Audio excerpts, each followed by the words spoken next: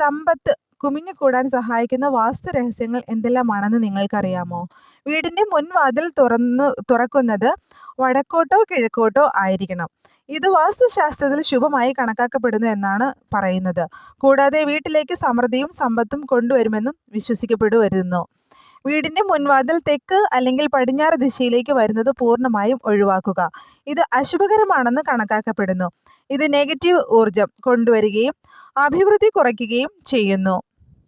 വീട്ടിലേക്ക് positive energy ആകർഷിക്കാനും സമൃദ്ധി കൊണ്ടുവരാനും ഒരു ചൈനീസ് മണിക്ക് കഴിയും.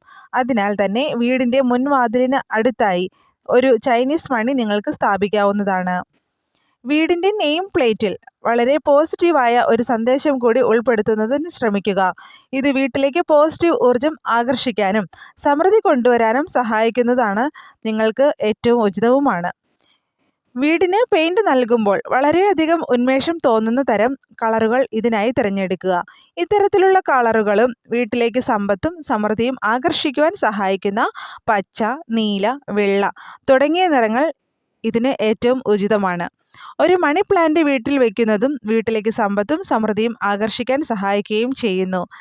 തീ മൂലകവുമായി ബന്ധപ്പെട്ടതും അഭിനിവേശവും ഊർജവും ജ്വലിപ്പിക്കാൻ സഹായിക്കുന്ന ഒന്നായ തെക്ക് കിഴക്കൻ ദിശയിൽ ഇത് സ്ഥാപിക്കുന്നത് അത്യുത്തമമായിരിക്കും.